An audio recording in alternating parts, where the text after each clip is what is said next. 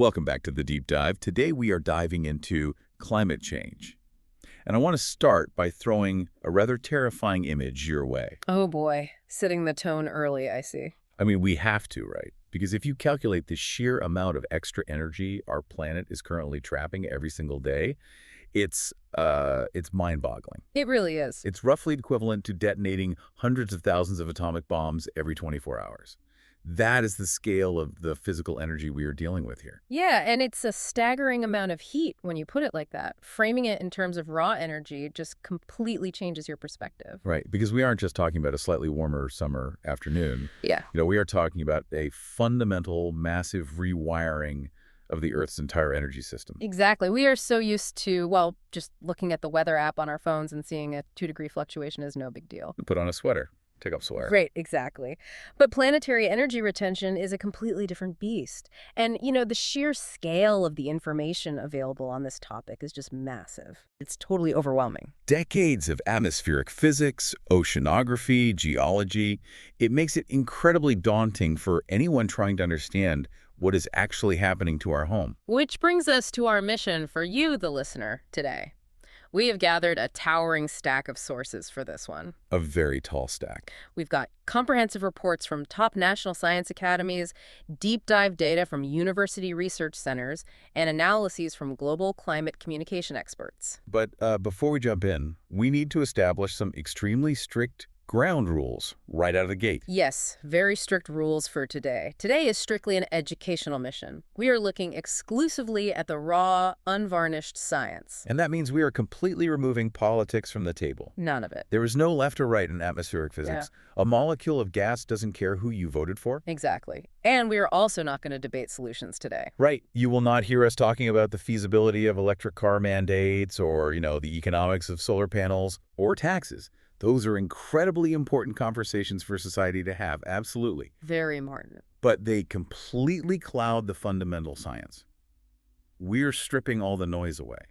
The goal here is to give you the ultimate mental toolkit to understand the reality of our changing planet. What is actually happening? Why is it so dangerous? And how do we know the measurements are real? And the big one, how do scientists know for a verifiable fact that human beings are the ones driving this? Right. We are going to explore the actual mechanics behind these concepts. So you don't just memorize the facts. You actually understand how they work. To do that, we have to start at the absolute foundation. Back to basics. Right. Before we can identify who or what is changing the climate, we need to understand the mechanism of the climate itself. We need to talk about the greenhouse effect. So I used to think about the atmosphere as just this big empty space filled with air. A lot of people do. But reading through the physics in these reports, it's far more active than that. I want to try an analogy here to explain how the greenhouse effect actually functions. Let's hear it. Because the old invisible blanket metaphor never quite did it for me. It's more like a bouncer at a nightclub. Okay, a bouncer. I like where this is going. So the sun sends energy down to Earth in the form of visible light, right? Yeah. The gases in our atmosphere act like a bouncer at the door who says, sure, visible light, come on in. Right, the visible light gets the VIP pass. Exactly. So that energy hits the Earth, it warms the ground, and it warms the oceans. But then the Earth tries to radiate that heat back out into space. And this is where the physics fundamentally shift. Because the Earth doesn't glow with visible light like the sun does. No, it radiates heat as infrared energy. And when that infrared energy tries to leave the club, the bouncers, specifically greenhouse gases like carbon dioxide and methane, step in and say, hold on, you can't leave. The bouncers block the exit. They physically absorb that infrared heat and trap it inside the atmosphere. And the mechanics of that absorption are fascinating. It really just comes down to the actual molecular structure of the gases. How so? Like physically? Yeah, physically. The vast majority of our atmosphere is made of nitrogen and oxygen.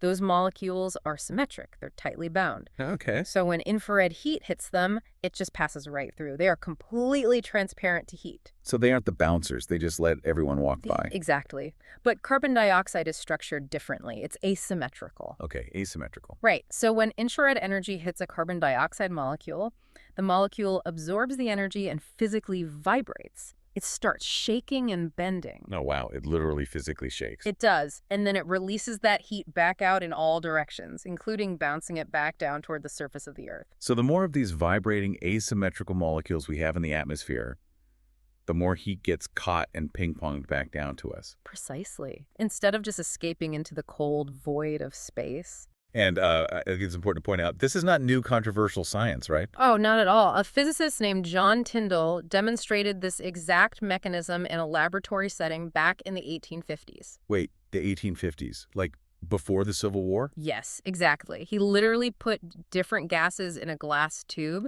and shone heat through them to see which ones trapped it. That's amazing. We have known the underlying physics of the greenhouse effect for over a century and a half. And honestly, without this natural bouncer effect, our planet would be a frozen rock hovering around 0 degrees. So we need greenhouse gases to survive. Absolutely. We wouldn't be here without them. But the data we are looking at in the sources shows that we have aggressively changed the guest list at this club. We really have. We are pumping massive amounts of extra bouncers into the atmosphere. And because of that, the planet is trapping a dangerous amount of heat. Right. And the measurements indicate that the planet's average surface temperature has risen by about 2 degrees Fahrenheit since the late 1800s. Basically right around the dawn of the Industrial Revolution. Exactly. And the trajectory is steepening, like fast. The last 10 consecutive years were the warmest decade ever recorded in human history. Just back-to-back broken records. Yeah. And the year 2024 officially shattered all previous records to become the single hottest year ever measured. We are literally watching this energy imbalance play out in real time. We are. It's happening right now. Now, whenever I bring up these statistics in casual conversation, someone inevitably says, well, scientists are still debating if this is actually happening. That is such a common thing to hear. But according to the source material, that is a complete fabrication. It's a total myth. There is a massive study referenced here that looked at nearly 90,000 peer-reviewed climate science papers published in recent years. 90,000 papers. Yeah. They wanted to see how many of them concluded that the Earth is warming and that human activities are the primary driver. And the number is overwhelming. 99.9% of all actively publishing climate scientists agree on this. 99.9%. In the scientific community, that is as close to an absolute, unquestionable truth as you will ever find. I want to frame that 99.9% consensus in a way that relates to our everyday lives. Okay, let's hear it. Because we often take scientific consensus for granted until it affects us personally, right? For sure. So if you took your car to a mechanic because the brakes felt weird, and 999 out of 1,000 mechanics told you your brake lines are cut, do not drive this car. You wouldn't get behind the wheel. You absolutely wouldn't. You wouldn't spend hours searching the internet for the one rogue mechanic who says, actually, it's perfectly safe, go for a drive. No, you'd trust the massive consensus of experts. Or, consider the medical field. Good point. The consensus that smoking causes lung cancer or that viruses cause infectious diseases, it's built on the exact same rigorous process. Peer review, replication, testing. Exactly. The consensus on climate change is as robust as our understanding of gravity. The debate over whether the planet is warming and whether we are responsible has been over in the scientific community for decades. Okay, so we have established the mechanism, the asymmetrical greenhouse gases vibrating and trapping infrared heat. Right. And we know the temperature has gone up about 2 degrees Fahrenheit. But here is where we hit a massive psychological hurdle for a lot of people. The 2 degrees thing. Yeah, because 2 degrees Fahrenheit sounds lovely. If it's 68 degrees outside and goes up to 70, I'm taking off my light jacket. It feels great. It does sound nice when you frame it as weather. Right, so why is the scientific community treating a 2-degree rise like a planetary emergency? Well, it is a critical distinction to make, the difference between local weather and global climate average. Okay, explain that. When you step outside, you are experiencing local weather, which fluctuates wildly by the hour. But the global average temperature is a measure of the total heat energy contained within the entire Earth system. Meaning the oceans, the atmosphere, the land masses, all of it together. Exactly. Moving that global average, even a fraction of a degree, requires an unfathomable amount of energy. I was reading through the biological impacts in the sources, and the best way to understand this is to look at the human body. Oh, the fever analogy. Yes, this is a great way to look at it. Your body's internal resting temperature is roughly 98.6 degrees Fahrenheit. If the weather outside drops 20 degrees, your internal temperature stays at 98.6. Right. Your body has complex systems to maintain that baseline. But what happens if your body's internal temperature goes up just 2 degrees? You are at 100.6 degrees, you have a fever, you feel terrible. Exactly. You feel lethargic, your muscles ache, your head pounds. Now, what if your internal body temperature goes up 4 degrees? You are at 102.6. You are seriously ill. And if it goes up 6 degrees? You are pushing 105. You are rushing to the emergency room because your vital organs are beginning to shut down. The Earth's average surface temperature operates exactly like a human body's internal baseline. A 2-degree rise isn't a nice day at the beach.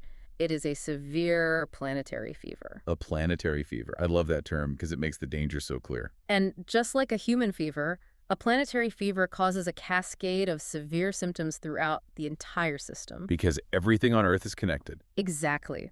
By the circulation of the atmosphere and the oceans. Let's actually look at the oceans first, because they are taking the absolute brunt of this impact. They really are. The oceans have actually absorbed over 90% of the excess heat trapped by our amplified greenhouse effect. Over 90%. Which I guess is saving us from boiling on the surface, but it's fundamentally destroying the ocean dynamics. Yes. And the first major symptom is sea level rise, which is driven by 2 distinct mechanisms. Okay, what's the first one? The first is incredibly simple physics, thermal expansion. When water warms up, the kinetic energy of the water molecules increases, they bounce around more, and they physically take up more space. Wait, really?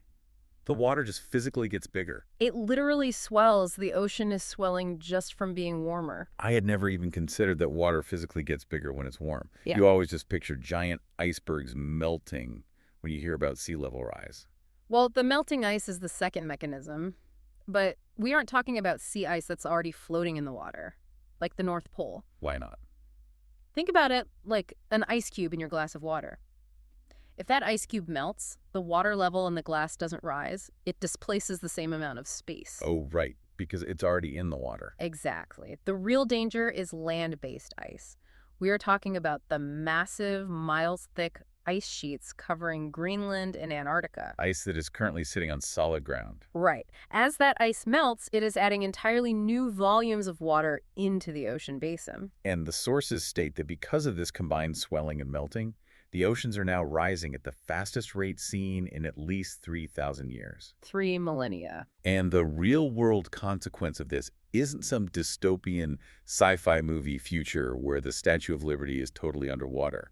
It's happening right now with something called sunny day flooding. Also known as nuisance flooding or tidal flooding. Right. Coastal cities are experiencing flooded streets and bubbling storm drains on completely clear, beautiful sunny days. There is no hurricane, there is no rainstorm. The baseline level of the ocean has simply risen so high that when the moon pulls a regular high tide, the ocean just spills right over the seawalls and into the city streets. It's just gravity in a swollen ocean, but the heat and the swelling are really only half the story for the oceans. We also have to look at the chemical alteration of the water itself. Oh, right. The oceans act as a massive carbon sink. They are continuously absorbing millions of tons of the excess carbon dioxide we pump into the atmosphere. And this leads to what the sources call ocean acidification. Though I found an easier way to conceptualize it is that the ocean is turning sour. Sour is a great way to put it. So what is the actual chemistry happening when the carbon hits the water? When carbon dioxide dissolves into seawater, it reacts with the water molecules to form carbonic acid. This fundamentally alters the balance of the ocean, pushing it toward the acidic side of the scale. And the data shows that the surface waters of the ocean are now roughly 30% more acidic than they were before the Industrial Revolution. 30%. That is a massive shift in chemistry. If the acidity of your blood changed by a fraction of a percent, you'd be in a coma. How does marine life survive a 30% shift? Honestly, many of them are struggling to survive it. The increase in carbonic acid consumes carbonate ions in the water. What are carbonate ions? They are basically the crucial building blocks that marine organisms need to build their shells and skeletons. We're talking about corals, oysters, clams, and certain types of microscopic plankton. Base of the food chain. Right. As the ocean sours, it literally robs these creatures of their building materials. In severe cases, the water becomes so corrosive that their shells begin to dissolve while they are still alive. That is a horrifying image. And if you wipe out the coral reefs and the shell-building plankton, you pull the bottom block out of the marine food Jenga tower. The entire ecosystem collapses. That's the ocean. Let's move inland, because this planetary fever is also supercharging our weather systems on land. Oh, absolutely. The extra heat in the atmosphere fundamentally changes the water cycle. There is a principle in thermodynamics called the Clausius-Clapeyron relation. Okay, plain English, please. Fair enough. It states that for every 1 degree Celsius the air warms, it can hold about 7% more moisture. So the atmosphere acts like a giant, super-absorbent sponge. Exactly like a sponge. As it gets hotter, it sucks up more moisture from the soil, the lakes, and the vegetation. Which means rapid evaporation. That dries out the land, creating these severe, prolonged droughts we keep hearing about. Right, the soil turns to dust, crops fail, and forests become massive tinderboxes. Which is why we are seeing such explosive, uncontrollable wildfire seasons globally right now. But then, and this is the crazy part, what goes up must come down, right? Right. When that super-saturated hot air finally converges into a storm system, it wrings out that giant sponge all at once. And that results in extreme torrential downpours, We are seeing rainfall rates that completely shatter historical records. leading to catastrophic flash floods that wash away towns, destroy infrastructure, and wipe out agricultural yields. It's the extremes on both ends, deeper droughts and heavier floods. And this brings us to a point that I think completely changes the conversation for a lot of people. Where's that? For a long time, climate change was branded as just an environmental issue, something for people who want to save polar bears or protect a distant rainforest. Right, something disconnected from our daily lives. But the data in these reports puts a very cold, hard dollar sign on this. Oh. We are talking about pure economic survival here. The financial calculus is genuinely terrifying. The reports analyze the economic damage caused by extreme weather events. Hurricanes supercharged by warmer ocean waters, unprecedented droughts, catastrophic flooding. Over the past decade alone, these events have inflicted over $2 trillion in damages globally. $2 trillion. That is an insane amount of money. It is money spent rebuilding power grids that melted, repairing highways that washed away, and trying to bail out farmers whose entire harvest turned to dust. And if we ignore the fever, if we just let the temperature keep climbing, the economic models from the sources predict that damages will hit $38 trillion every single year by the year 2050. $38 trillion annually. That is a global economic black hole. It threatens supply chains, the insurance industry, global food security, and basic human health. It is the definition of a systemic risk. Exactly. It's not just about nature, it's about our wallets. Which brings us to the most crucial skeptical question anyone should ask. If the stakes are $38 trillion a year, and the threat to human life is this severe, we cannot afford to be wrong. We really can't. We have to be absolutely unconditionally certain that the measurements are accurate. How do we know the thermometers aren't just giving us bad data? It is the foundation of the scientific method to question the data. And one of the most prominent skeptical arguments you will hear regarding global temperature records is the urban heat island effect. Oh, I see this argument everywhere online. It's very popular. The premise is that scientists are using weather stations located in expanding cities, and cities are full of dark asphalt concrete buildings and millions of cars pumping out heat. So, of course, the thermometers in cities are reading hotter temperatures. Right. The skeptics argue that the planet isn't actually warming, it's just that our thermometers are surrounded by hot parking lots. And to be fair, it is a perfectly logical hypothesis.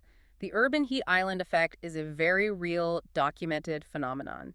Downtown areas can be several degrees warmer than the surrounding countryside. So the skeptics are right about cities being hotter. Yes. But here is the critical flaw in their argument. Climate scientists have known about the urban heat island effect for over a century. They do not blindly average the data. So how do they correct for it? Because obviously they still use some urban thermometers. They use a process called homogenization. They rigorously compare the data from urban weather stations with data from rural weather stations situated far away from any concrete or human development. So they put a city thermometer up against a thermometer out in a farm field. Exactly. They isolate the extra heat caused by the city, mathematically remove it from the record, and only look at the underlying regional trend. Okay, but they don't even rely solely on land-based thermometers anymore, do they? Not at all. We have an integrated, multi-layered global observation system. The surface thermometers are just one piece of the puzzle. Let's use the 5 scales analogy here, because this helped me picture it perfectly. Okay, walk us through it. Imagine you feel like your clothes are fitting a bit tight, and you want to know if you've gained weight. You step on the digital scale in your bathroom, and it says you've gained 10 pounds. Not a fun feeling. Right. And you might immediately think, well, my bathroom floor has that weird uneven tile. The scale must be tilted and giving me a bad reading. A classic denial tactic. Exactly. So you go to the gym, you step on their mechanical scale, and it also says you gained 10 pounds. Then you go to your doctor's office, step on their highly calibrated medical scale, and it says you gained 10 pounds. And at a certain point, you can't blame the uneven bathroom floor anymore. Exactly. You have to accept the physical reality of the weight gain because multiple independent instruments verify it. And climate scientists have built the most sophisticated set of scales in human history. What else are they using besides thermometers on land? To measure the oceans, they deployed the Argo network. This is a fleet of nearly 4,000 robotic buoys continuously drifting across the global oceans. 4,000 robots just floating around. Yes, and they don't just float on the surface. These robots dive thousands of meters deep, measure the temperature and saltiness of the water, and then surface to beam the data directly to satellites. And I'm guessing there's no urban heat island effect in the middle of the Pacific Ocean. None whatsoever. They are completely immune to it, and they show the exact same dramatic warming trend. And speaking of satellites, we have a literal constellation of them looking down from space. We do, and satellites don't use traditional thermometers. They use microwave sounding units to measure the thermal radiation emitted by oxygen molecules in the atmosphere. So it is an entirely different physical method of measuring temperature. Entirely different. And just like the rural weather stations and the deep-sea Argo floats, the satellites confirm the exact same rapid warming of the planet. Okay, so the modern data, the last century or so, is bulletproof. The multiple scales all agree. We are definitely gaining the planetary weight. Unquestionably. But the Earth is over 4 billion years old.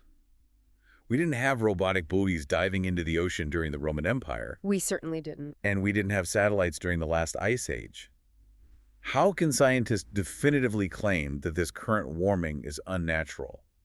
How do we know this isn't just the Earth doing what it has always done? To understand the deep past, scientists step out of the realm of modern meteorology and become paleoclimatologists. They look at ancient history. Right. They look for proxy records. These are natural diaries that the Earth has kept for us, locked away in its biology and geology. And the most powerful of these diaries are ice cores. Oh man, the ice core research is genuinely mind-bending. I was reading about the logistics of this and the sources. It's an incredible human achievement just to get the data. Scientists travel to the most brutal, unforgiving environments on Earth, places like Dome Sea in Antarctica or the summit of Greenland.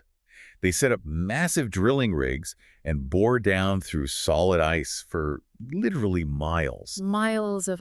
What are they actually pulling out of the ice when they do that? They extract continuous cylinders of ice layer by layer. Because snow falls in the polar regions year after year without completely melting, it compresses into distinct annual layers. Almost like the rings of a tree. Much like the rings of a tree. But the magic of these ice cores lies in the tiny imperfections within the ice itself. The air bubbles. Yes. As the snow compresses into ice, it physically traps microscopic bubbles of the ambient air. So they aren't just empty air pockets. No, they are perfectly preserved, pristine time capsules of the Earth's ancient atmosphere. So scientists can essentially put an ice core from thousands of years ago under a microscope, crack open a bubble, and breathe the same air that woolly mammoths were breathing. Conceptually, yes, that's exactly what they're doing. They use highly sensitive instruments like mass spectrometers to analyze the exact chemical composition of the gases trapped in those bubbles. So they can see what the air was made of. Right. They can measure exactly how much carbon dioxide, methane, and nitrous oxide was in the atmosphere centuries or millennia ago. But how do they get the temperature from an air bubble? They analyze the specific isotopes of oxygen and hydrogen in the ice itself. From that, they can calculate what the global temperature was at the exact moment that ancient snow fell. That is just incredible. And when they stitch all these deep ice cores together, how far back does this unbroken natural diary go? We currently have a continuous year-by-year record of the Earth's atmosphere and temperature going back 800,000 years. 800,000 years. Long before modern humans even existed. Long before. And what does that 800,000-year diary tell us about this natural cycle argument? It shatters the argument completely. The ice cores show us that the Earth's climate absolutely does fluctuate naturally. We see the rhythmic rise and fall of ice ages and warm interglacial periods. So the climate does change on its own. Yes, but those natural cycles are painfully slow, taking tens of thousands of years. And the carbon dioxide levels never, not once in 800,000 years, surpassed 300 parts per million. And where are we today? Today, we have rocketed past 420 parts per million. Wow. And the temperature is spiking upward almost vertically on a geological timescale. The speed and intensity of the current warming have absolutely no precedent in the natural historical record. It is a violent disruption of the natural cycle. Which brings us to the most vital question of this entire deep dive. We know the fever is real. We know it's dangerous. We know the modern measurements are flawless, and we know from the ancient ice cores that this spike is completely unnatural. All established fact. But if you walk into your living room and find a broken vase on the floor, you know it's broken, but you don't automatically know who broke it. Was it the dog, the cat, or a gust of wind? Exactly. How do scientists point the finger squarely at us? How do they know with absolute certainty that human activity is driving this? This is where we move from observing the crime scene to analyzing the forensic evidence. We're looking for fingerprints. Okay, tell me about the fingerprints. If natural forces were causing the warming, they would leave specific physical signatures. If human-generated greenhouse gases are causing it, they leave entirely different signatures. And the sources outline 3 massive, undeniable fingerprints that point directly at human activity. Let's unpack these. Fingerprint number 1 is what we can call the sun alibi. The sun alibi. Yeah, a very common skeptical argument is that the sun goes through natural phases of burning hotter and colder. If the Earth is warming up, the most logical suspect is the giant ball of fire in the sky. It makes intuitive sense. If the sun gets brighter, the Earth gets hotter. Right. It's the most obvious answer. So why isn't it the sun? Well, because scientists investigated it thoroughly. If the sun were simply turning up the thermostat, the extrasolar radiation would hit the top of our atmosphere first and then work its way down. So the whole sky would get hot. Yes. The laws of physics dictate that the entire column of the sky, from the uppermost edges of space all the way down to the ground, would warm up simultaneously. But the data from our weather balloons and satellites show a completely different picture. And the best analogy to explain this is the electric blanket. Oh, this is a great visual. Imagine you are lying in bed in a cold room, and you turn on an electric blanket. The space directly under the blanket, right next to your body, gets intensely hot. Very cozy. But if you reach your hand up and touch the ceiling of your bedroom, the air up there is still freezing cold. The heat is generated and trapped at the bottom. That is the exact thermal signature we observe in the Earth's atmosphere. The lowest layer of our atmosphere, where we live, where the weather happens, and where the greenhouse gases are accumulating, is warming rapidly. But the layer above it isn't. Exactly. The layer directly above it, the stratosphere, is actually cooling down. Because the blanket of greenhouse gases is trapping all the heat at the bottom, starving the upper atmosphere of the thermal energy that would normally radiate outward. Precisely. The cooling stratosphere is the smoking gun. It proves mathematically that the warming is being driven by heat trapped from below, not by extrasolar radiation blasting us from above. And haven't we been measuring the sun's actual output too? Yes, satellites have been directly measuring the sun's energy output since the late 1970s. The sun's output has actually decreased slightly during that time. So the sun has a perfect alibi. It couldn't have done it. It was literally pointing the other way. Okay, so the heat is coming from the gases trapping it. But how do we know where the gases came from? Maybe it's a massive burst of volcanic activity. Another common suspect. Which leads to fingerprint number 2, which I personally find to be the most elegant piece of scientific detective work in the entire stack of sources. The isotopic signature of the carbon? It is brilliant science. Or, a simpler way to say it, the actual flavor of the carbon floating in the air. The flavor, right. This gets into the realm of atmospheric chemistry and atomic structure. We know carbon dioxide is accumulating in the air, but not all carbon atoms are identical. We come in different flavors. Exactly. They have slightly different atomic weights, which are called isotopes. The majority of carbon in the universe is carbon-12, but there is also a slightly heavier version called carbon-13 and a radioactive version called carbon-14. So scientists can actually use a machine, grab a sample of the air, and weigh the carbon to see what type it is. Yes. And here is where biology intersects with chemistry. Plants prefer the lighter carbon-12. Why is that? It is physically easier for them to pull the lighter carbon-12 out of the air during photosynthesis. It takes less energy. So Living plants and the animals that eat those plants are relatively rich in lighter carbon-12 compared to the background atmosphere. Okay, so plants love the lightweight carbon. And what are fossil fuels? Coal, oil, and natural gas. Fossil fuels are just ancient plants and algae that died millions of years ago, sank into the earth, and were compressed under immense pressure. They are massive buried reservoirs of that lighter carbon-12. Yes. Let me stop you there because this is the aha moment for me. When we pump oil out of the ground and burn it in our cars, or dig up coal and burn it in power plants, we are taking millions of years' worth of dead ancient plants and instantly releasing their specific lightweight carbon-12 back into the sky.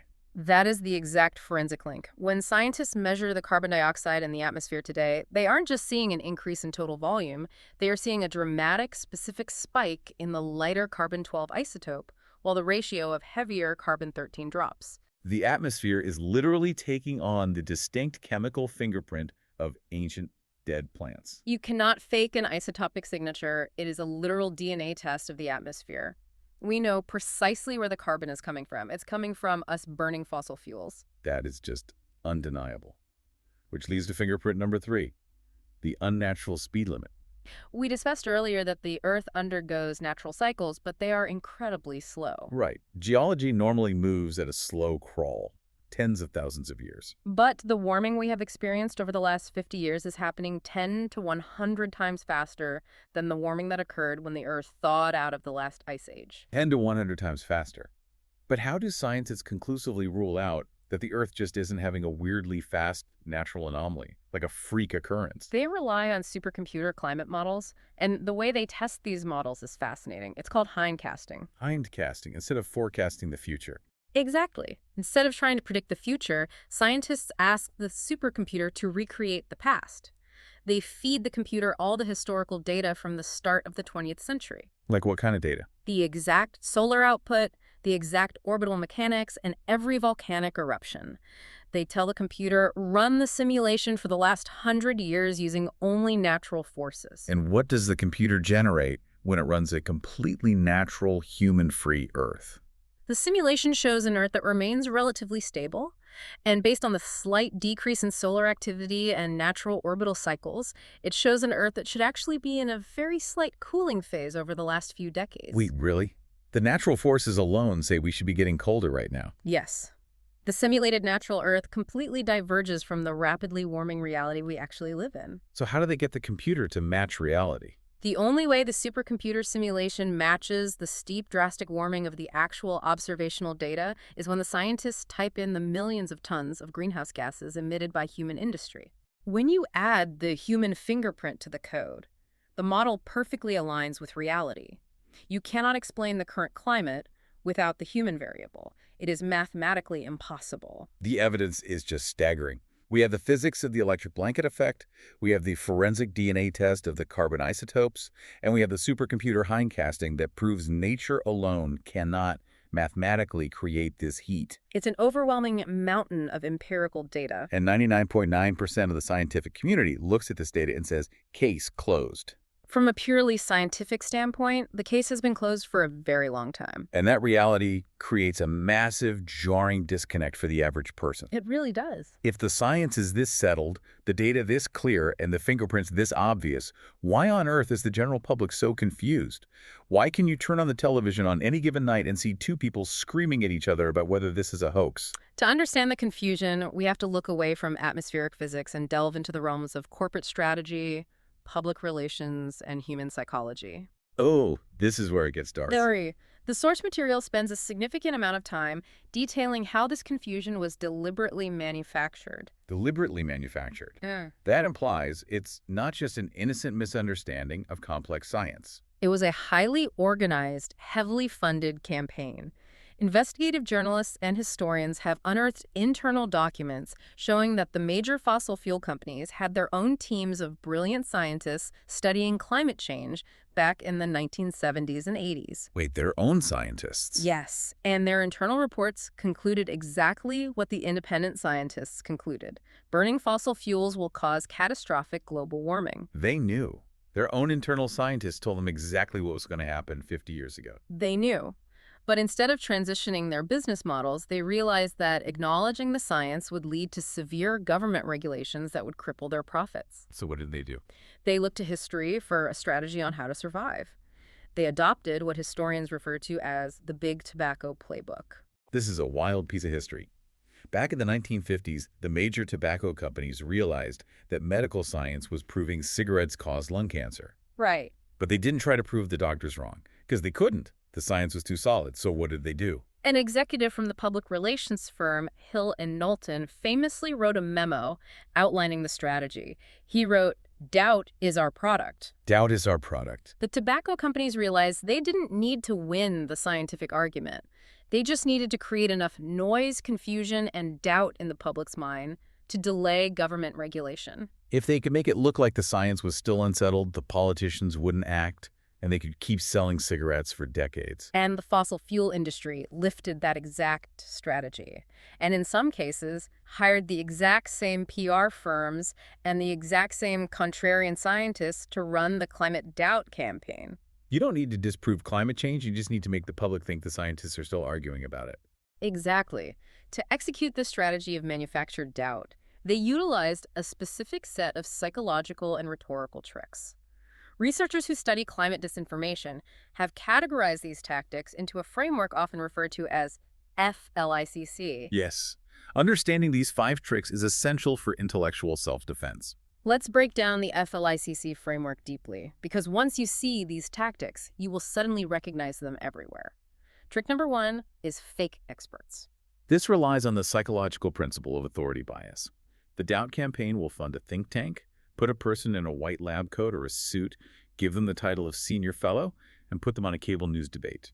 Sounds legitimate so far. Right, and this person speaks incredibly confidently, uses complex vocabulary, and claims that climate change is exaggerated or a total hoax. But when you actually look into their credentials, their degree is in metallurgy or computer science or economics. Exactly. They have never conducted atmospheric research, they have never published a peer-reviewed paper on the climate, and they possess zero relevant expertise. But to a casual viewer at home, it looks like 2 equally qualified scientists debating a controversial topic. It creates the total illusion of a 50-50 split in the scientific community, completely masking the reality of the 99.9% consensus. It's like having an electrical engineer go on television to debate a neurosurgeon about how to perform brain surgery.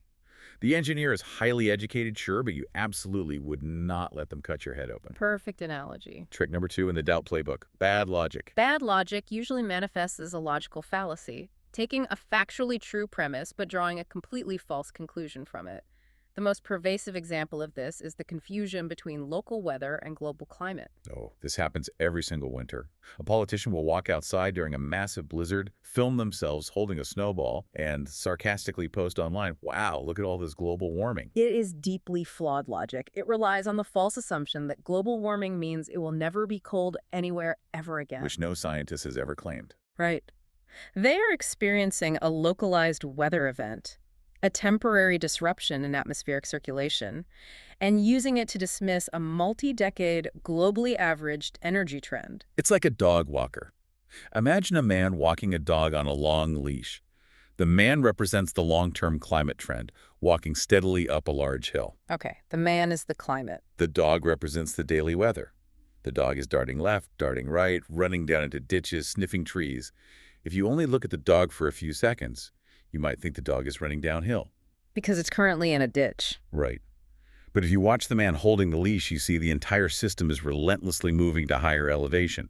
You cannot use a cold Tuesday in Chicago to disprove the thermal expansion of the global oceans. Exactly. Trick number 3, impossible expectations. Moving the goalposts. Exactly. Skeptics demand a level of microscopic, absolute certainty that science simply is not designed to provide. They will argue, if scientists cannot even perfectly predict if it's going to rain next Tuesday in my city, how can they possibly claim to know what the global temperature will be in 50 years? They use the difficulty of short-term weather forecasting to attack long-term climate modeling. Correct.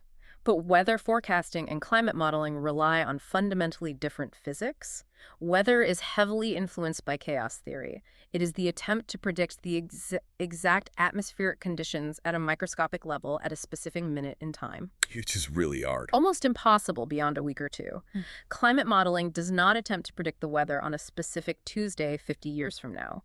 It calculates the boundary conditions of the entire system based on the total amount of energy trapped inside. Think about it like rolling a pair of dice. Yeah. If you roll the dice, I have absolutely no idea what numbers you will hit on the next roll. The system is too chaotic.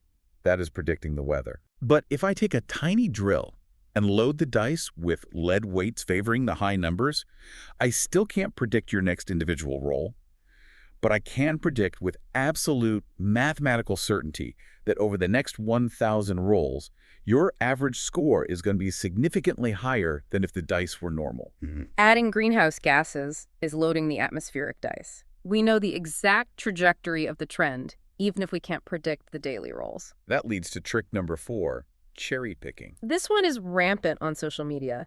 Cherry picking involves hunting through a massive mountain of data to find one specific anomaly that supports your narrative, while deliberately ignoring the thousands of data points that contradict it. Like what? What's an example? For example, a skeptic will scour the globe and find one specific glacier in the Karakoram Range that is temporarily growing due to a localized shift in precipitation. Just one glacier. And they highlight that one glacier as proof that the ice isn't melting, conveniently ignoring the thousands of glaciers across the Alps, the Andes, and the Himalayas that are in rapid terminal retreat. It is intellectually dishonest. It's like looking at your monthly budget and saying, look, I found a $10 bill on the sidewalk today. I'm getting richer.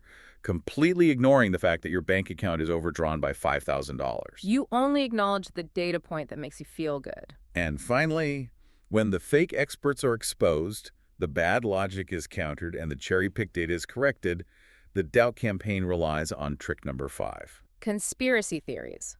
When you cannot refute the physics, the only remaining option is to attack the integrity of the physicists. Which is wild to me. The grand conspiracy theory posits that the thousands of climate scientists working at institutions like NASA, the European Space Agency, and universities in 195 different countries are all secretly coordinating a massive lie to deceive the public. And the motive usually cited is that they are doing it to secure government research grants.